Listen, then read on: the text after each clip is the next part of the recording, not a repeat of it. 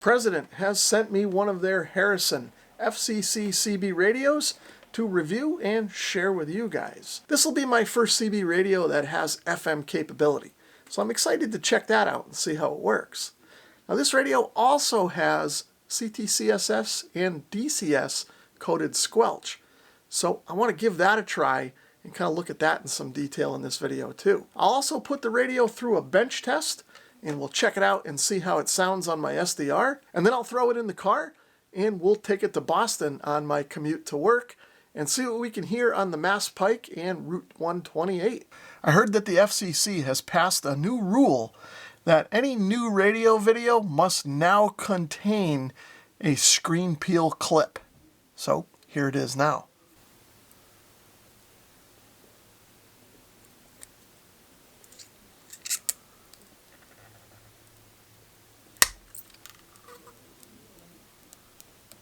Looking at the back of the radio, we of course have a heatsink over on this side. We've got the SO239 connector here for the antenna. We have a jack for the Vox, one for the PA speaker, and one for an external speaker. The power cord is hardwired into the radio here, but there is a short pigtail with a connector, so you can replace the rest of the wire if needed. The supplied power cord also has a single barrel fuse near the end where it would connect to your battery or power source. One of the first things that people look for in a CB radio is what type of microphone connector it uses. And I'm happy to report that this one uses the 6-pin circular style that you'll find on other President radios. And speaking of microphones, this one comes with the standard President mic. Of course, it's got the up-down buttons on the top, push to talk on the side, and everyone knows that these microphones pair well with the President radios. Now the front panel on the Harrison is well laid out. Volume and squelch are over here on the left where you'd expect them. Channel knob is on the right, and all the control buttons are right here.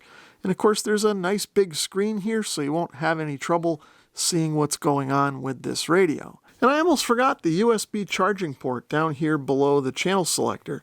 It's got a rubber plug in there to keep the kind of dirt and junk out of it, but if you need a charging port for your phone, this one should be able to do it with a 2.1 amp capacity. So as you can see on the display, the channel numbers are nice and big front and center, so you're not going to have any doubt as to what channel you're on. But down here in smaller text, you also have the frequency readout if you want to see that. Up on top, we have some status icons depending on what mode the radio is in or what setting is set, and we'll talk a little bit more about that later in the video.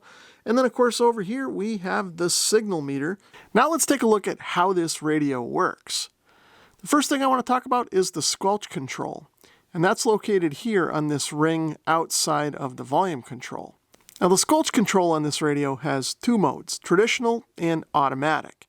Traditional mode works just like any CB radio made in the last 50 years. You basically turn it up until the background noise disappears, and then when a signal comes in that's stronger than what the squelch is set to, you'll hear it come through. Yeah, Roger, but on the way back, she couldn't drive, so I had to drive. Now the automatic squelch works kind of the same way, but you don't have to worry about setting the level. If you turn the control all the way to the left, you can see that this ASC icon lights up on the screen. Now I think the way the automatic squelch is supposed to work is that it automatically detects the level of the background noise and sets a squelch just above that. And then if the radio detects signals that are stronger than that, it will automatically let those through. Now the reason that this is nice is that if you have different background level noises on different channels, you don't have to set the level of the squelch if you change channels. Or if while you're using the radio, the background level increases or decreases, the automatic squelch automatically takes care of that.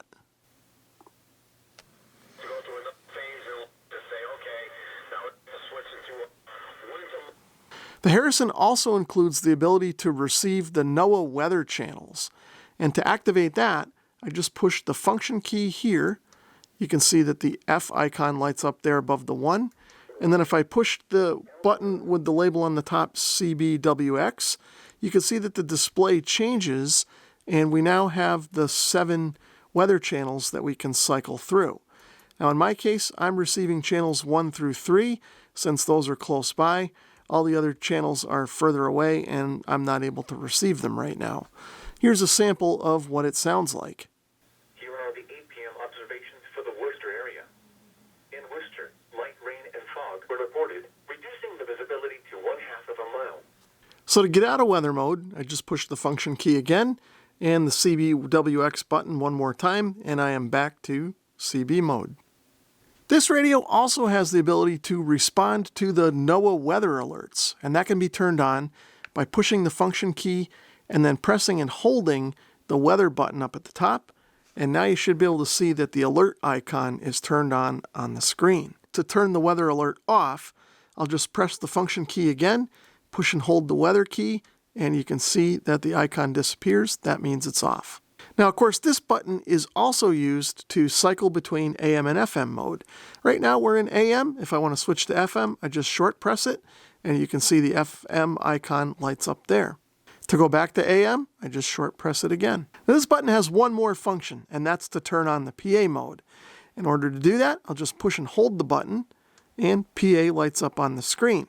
If I want to turn that off, I just push and hold the button again. And now we're back to regular CB mode. The next button down puts us into the emergency channel. Of course, if I push that, it goes right to channel 9.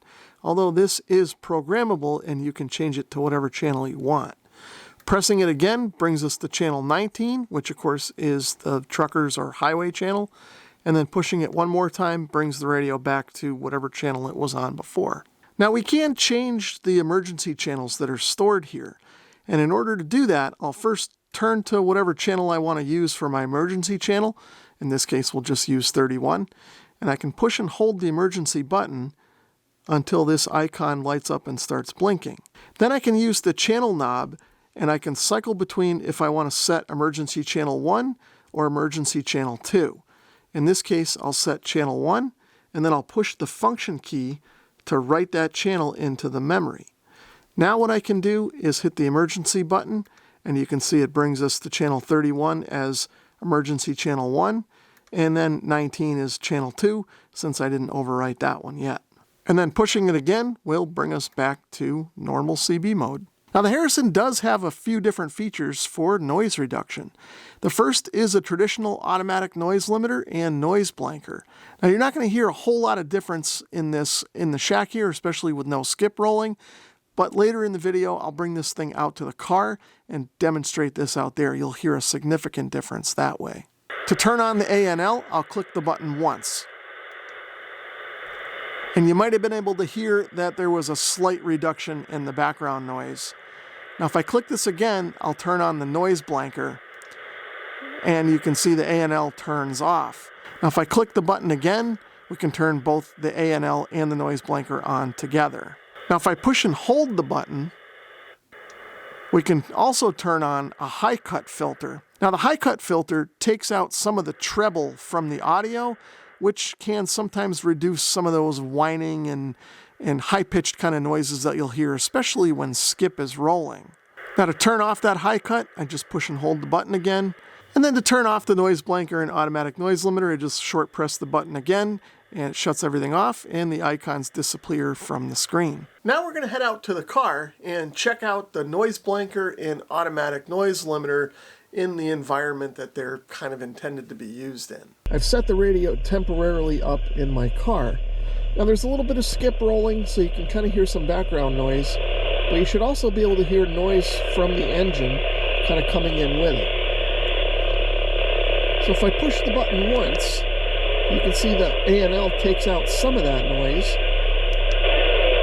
And if we switch over to the noise blanker, it takes out that pulsing noise.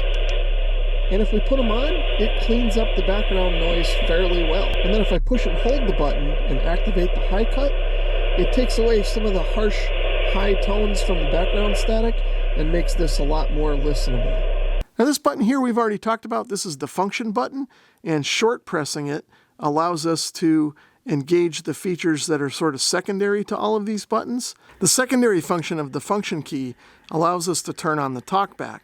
But that works a little bit different than some of these other keys.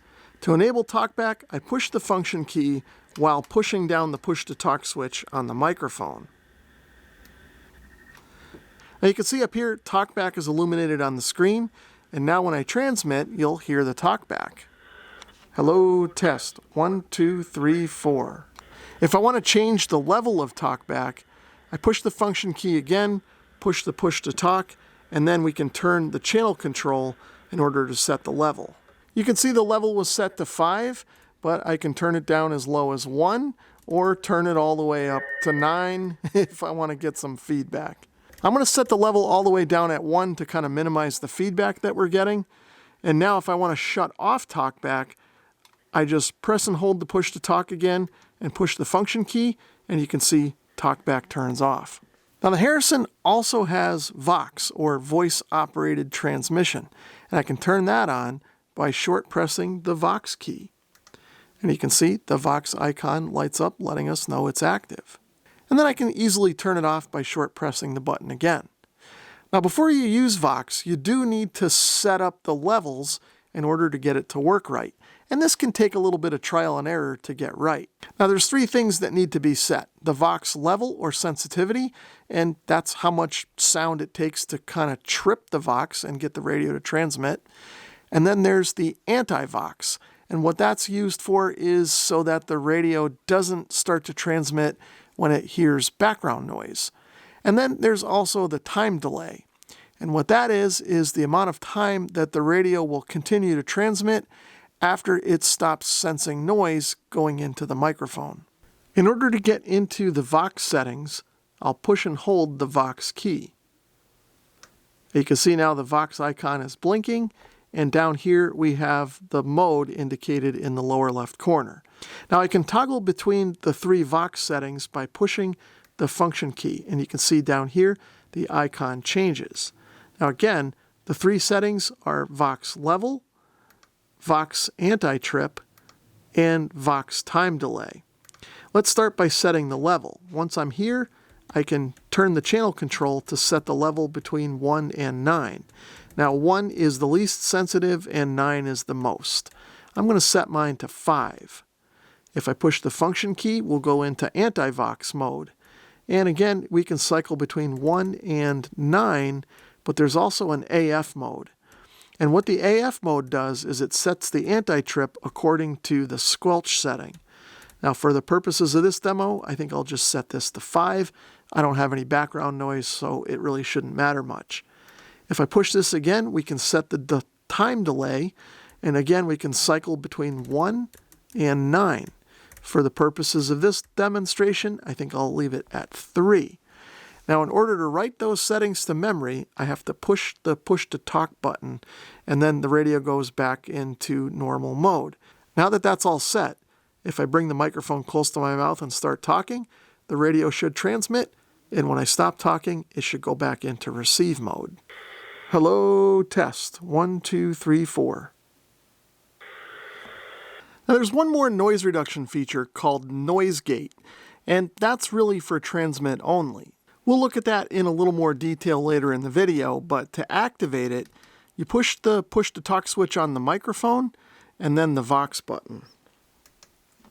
And now you can see this little noise gate icon is lit up here in the center of the screen. To turn it off, we just do the same thing, push to talk and Vox button. The rest of the features in the Harrison are in the menu system. In order to access that, I'm going to push the function key once and then push and hold it. Now we can cycle through all of the menu options with the channel control. Now the first menu option is to change the screen color. If I want to do that, once I'm there, I can press the emergency button. So now the screen is blinking, meaning I can change that option. And in this case, I can cycle through all the screen colors. We've got green, we've got blue, cyan, yellow, purple, CL, which looks like cyan to me, I'm not sure what that is, and back to orange. Now, for the purposes of the video, the orange looks best in the camera, so that's what I'm going to go with. But out in the car, I think I like either the green or maybe cyan looks pretty good to me too. To get back to the menu mode, I just push the emergency key again, and now I can cycle up to the next option. In this case, that's the dimmer. In order to set that, push the emergency key, And you can see we can go all the way up to 9 or turn the backlight completely off. I think I'll leave it at 5. That seems to work pretty good for the camera. The next option, tone, sets the tone of the receiver. Now 0 is the default and is sort of the neutral or middle setting. If we cycle up to 5, that adds more treble to the received audio. And if I cycle down to -5, that adds more bass to it. I like it right in the middle at 0, so that's where I'll leave it. The next option turns on and off the key beep. Now up to this point in the video, the key beep has been off, but you can see with it on, every time we push a key, the radio will beep. Now some people may like that, especially if you're using the radio in the dark and maybe can't see it, but for the most part, I think I'm going to leave it off. The next item is the Roger beep. Now by default, that's also off, but we can choose between a few different versions of the Roger beep.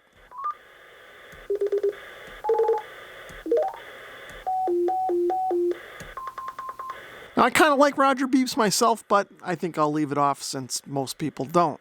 The next option is scan type, and we can toggle between T1 and 5.9. Now, T1 mode means that the scanning will stop when it hears a busy channel, but then resume scanning again after 5 seconds. 5.9 mode means that it will stop on a busy channel and stay there. I think I'll leave mine on 5.9 mode. The next menu option is scan skip. And what this does is it sets the current channel that the radio is set to be skipped in the scan. So you can see I've set this one to on, and I'm going to write that in and then go back to CB mode. And SK is now displayed below the channel number. So again, what that means is if the radio is in scan mode, channel 30 will not be part of the scan, or it'll be skipped over. Now, if I want to remove the skip, I just kind of do the same thing, go back into scan skip and turn it off for that channel. The next setting is for the PA mode.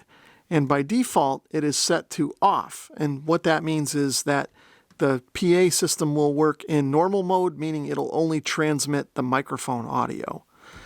If I set it to PA, what this means is it will transmit the audio from the microphone and the receiver audio out to the PA speaker. And if we set this to LN mode, what that means is it will only transmit the received audio through the speaker and not the microphone audio. So I think I'm going to leave this in off mode so it works like a traditional PA and just transmits the microphone audio. The next menu item is for the microphone type. Now by default, the microphone included with the radio is an electret mic, so we would leave it on EL. If you had an older dynamic style mic, you would change this to DY. But again, since I'm running an electret mic, I will leave it there. The next menu option is actually the SWR checker. Now you can see right now we've got 1.0 on the screen, and the radio is sending out a continuous solid tone. That means my SWR is pretty much as good as it's going to get. If the SWR were higher, the reading on the meter would creep up to something like 1.9 or 2.0 or 3 point something, and the continuous tone that you're hearing now would be a series of beeps. And the higher the number, the more spaces between the beeps. Now if I temporarily switch to another antenna, you can see that my SWR is now 2.9, and instead of a continuous tone, we're hearing a series of beeps. So again, the better the SWR, the more continuous the tone, and the lower the number you'll see on the screen. To exit SWR mode, I just pushed the EMG key, and I'm back in the menu. The next menu item is the NRC set, or noise reduction circuit. And this can be changed between receive and transmit. You can see RX is lit up here below the channel number, letting us know we are in RX mode. To change from RX to TX mode, I push the emergency key once, and you can see the RX is blinking. If I use the channel control, you can see it now changes to TX. If I want to set the level for, say, RX, I go to the RX mode, push the emergency key again, and now the number blinks and allows me to change the level. And we can set between 0 and 5 for this setting. For this demo, I'm going to set it for 3 for now. Now for TX, I'm going to leave this at 0 for now, but this can also be changed between 0 and 5. I'm going to do a demo of this feature later in the video. The next menu item is for accessory volume. Now, there really aren't any accessories that can be plugged into the radio right now, so you can set this, but it really won't do anything, so I'm going to leave it at 0. The next menu item is for the CTCSS or DCS tone squelches. Now, of course, the settings can be changed here, but I'm not going to go through these in detail right now. We're going to cover that later in the video in a whole separate section. And then the last menu item available is sort of a master reset. And you can use this if you want to reset the radio back to its factory settings. Now, I'm happy with everything the way it is, so I'm not going to do that right now, except I think I just did. This radio has a ton of features, and hopefully I didn't miss any in the previous clips. Now, what I want to do now is take a closer look at some of the more prominent features and see how they work in some more detail. In case there's anybody new out there, and for the sake of comparison, I'm going to quickly demo AM mode in the radio first, just so that we can compare everything and see what the difference between AM and FM is. Remember last time I talked to you, you said I was dropping out? Yeah, you're good now, Al. That was last week, I think. I might have, but Rhode Island up here doesn't come in super great, so I don't hear anybody like how I hear you, you know? Yeah, thanks, Norwich. Appreciate it. You're doing good over here, too. I'm in the metropolis of Sterling, about a mile west of Green, Rhode Island. Well, he sounds good my way. I'm over here in Brooklyn on Route 6. So those guys are a little ways away from me, so their signals aren't quite as strong as they could be, but I think you get an idea of what AM sounds like. I'll be using my SDR Play RSP-DX hooked up to my computer, running the SDR Uno software to receive the signal from the radio. Here's the President Harrison in AM mode. 1, 2, 3, 4, 5, 5, 4, 3, 2, 1. President Harrison CB radio, AM transmit test. There still isn't a whole lot of activity on FM around here in northern Connecticut, but I was able to capture a short conversation between a couple of guys on FM, so I'll splice that in now so you guys can hear it. Yeah, I got to read the manual, definitely. I just kind of hooked it up and started playing with it, so I'll get it all tuned in a little better. Good. I never talked to another striker on FM, but they do a good job going across. Imagine that. No skip. Cool, really cool. All right, I'll go back to AM. Going back. So now I'll do another transmit test in FM. And once again, I'll be using the SDR Play RSP-DX and SDR Uno to receive the signal. Here's the President Harrison in FM mode. 1, 2, 3, 4, 5, 5, 4, 3, 2, 1. President Harrison CB radio, FM transmit test. Next, we're going to dig into the NRC feature in this radio, or noise reduction circuit. This is basically a digital noise filter, something that you might find on sort of a high-end ham radio, but it's here in the Harrison, and it works pretty well. Let's check it out. Before using the NRC function, I need to first set the levels. So to do that, I'm going to go into the menu, and then I'll navigate to the NRC page, and then I'll hit this button to go in, and you can see I'm toggling between setting the transmit and receive down here. I'm going to first set the receive level. I'll hit the enter button, and now I can scroll between 0, which is essentially off, and 5. For the demo, I'm going to use 3. That seems to work the best. And then I'll also set the TX level the same way. And of course you can see it was already defaulted to 3, but we'll set it back to that. And we'll give this feature a try. I'm going to turn the volume up, and you should be able to hear some stations here kind of in the background. I got a bunch of screws that landed on the floor when I was looking for that foam thing, and then I swept it all up into a dustpan, and my dog jumped in the dustpan, so I just sweep it up again. You should also be able to hear there's some background white noise coming in with them, but not really too bad.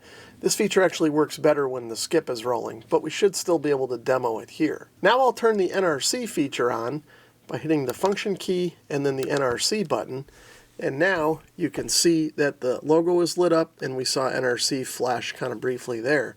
Now if I turn the volume up, you should be able to hear the difference in those received signals.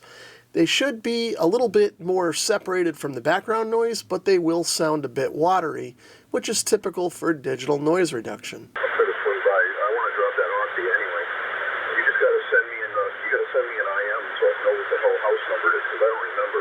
I think the last time I was there, I didn't remember what house number it was. Now the NRC feature is also designed to work on transmit. Maybe if you're out on the highway with lots of road noise around you, it'll work better to kind of reduce that type of noise. But here in the shack, with what I was able to simulate with kind of a radio in the background as noise, it didn't really seem to do a whole lot. Nevertheless, here's a demo of it. Transmitting with NRC mode turned on in AM mode with some background noise behind me.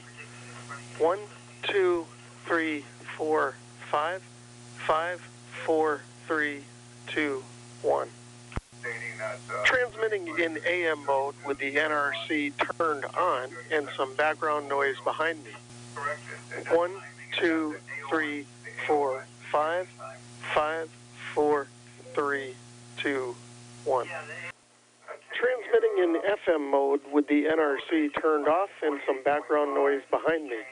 1, 2, 3, 4, 5, 5, 4, 3, 2, 1. Transmitting in FM mode with the NRC turned on and background noise. 1, 2, 3, 4, 5, 5, 4, 3, 2, 1. This radio also has a feature called Noise Gate, which is intended to help cut down on background noise when you're transmitting. Now this feature may work better if you're driving down the highway in a noisy truck or a car with lots of road noise and stuff around you. I obviously don't have that here in the shack. I tried to simulate some background noise with another radio, and I didn't really notice much of a difference with it on or off. Nevertheless, here's a demo of what it sounded like in the shack, but again, it may work better out on the road when dealing with standard road noise. Transmitting on AM with background noise and noise gate off. 1, 2, 3, 4, 5, 5, 4, 3, 2, 1. Transmitting in AM mode with the noise gate on and some background noise. 1, 2, 3, 4, 5, 5, 4, 3, 2, 1. Transmitting in FM mode with no noise gate but some background noise. 1, 2, 3, 4, 5, 5, 4, 3, 2, 1. Transmitting in FM mode with some background noise and the noise gate turned on. 1, 2, 3, 4, 5, 5, 4, 3, 2, 1. Now let's take a look at how the CTCSS and DCS tones work. If you're new to what CTCSS and DCS is, it's basically just a squelch system for your radio to help you receive the signals that you want to hear and filter out the ones that you don't. The idea behind this technology is that a sub-audible tone is transmitted along with your voice. And if the feature is turned on the radio that's receiving your signal, it will only receive your signal if it senses that sub-audible tone in the transmission. If it receives a transmission that doesn't have that tone, it just doesn't open the squelch. Now the main use case of this feature is for users that want to talk to just each other and not hear anything else. Now, as a lot of you watching this video will know, there can be a lot of background noise on CB, especially when the skip is rolling. So this is a great feature to have if you just want to communicate radio to somebody you know and you don't want to hear all that skip. In the next few clips for this demo, I'm going to have, of course, the President Harrison transmitting with CTCSS tones. However, the only other radio I have that is capable of CTCSS operation is a ham radio that does not transmit on CB frequencies. So this demo is really going to be just a one-way transmit from the Harrison to the ham radio. But if you had another Harrison or some other radio that was able to transmit on CB and have CTCSS tones, it can work both ways. I know this is kind of confusing, but let's get on with the demo, and maybe it'll be a little clearer once you see it in action. To set up the CTCSS or DCS tones, we need to first go into the menu settings and configure a few things depending on how we want to use the feature. So I'll first go into the menu system, and I'll use the channel control to navigate to the code page. And then I'll push the EMG key to enter in. You can see that our first option is either ID or DF. And what that means is receive and transmit are either identical frequencies, the ID mode, or different frequencies, the DF mode. For the purposes of this demo, I'll go to the ID mode. If I push EMG again, you can see off is blinking in the lower right.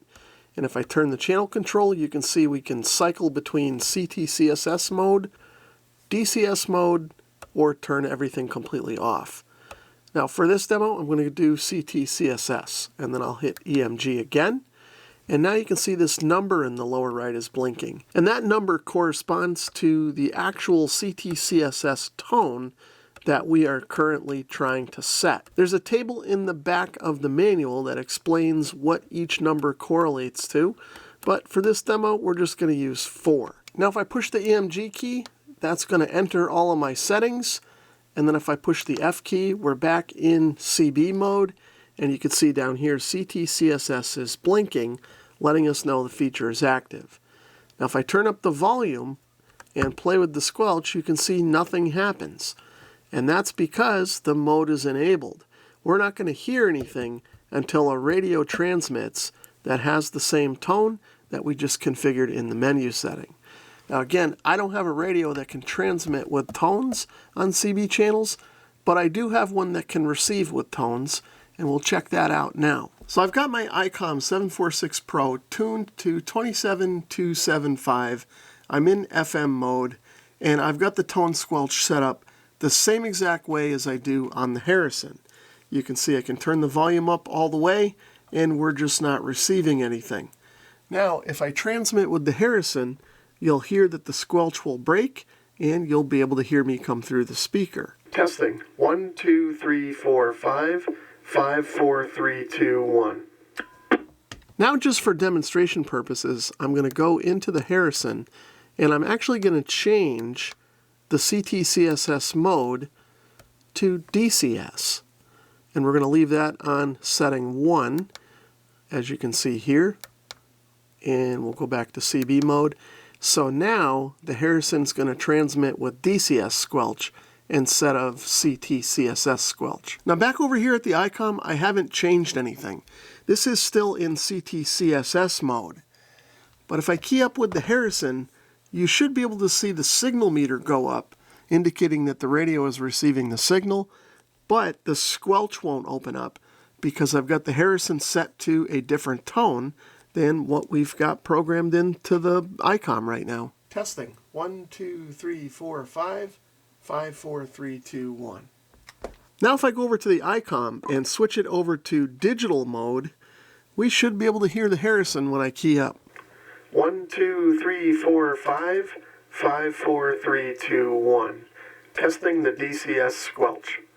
And then just as a matter of demonstration, if I turn everything off over here on the ICOM, so now we just have an open squelch, I'll still be able to hear the Harrison. 1, 2, 3, 4, 5, 5, 4, 3, 2, 1. As you saw throughout this video, there are a ton of features packed into this little radio.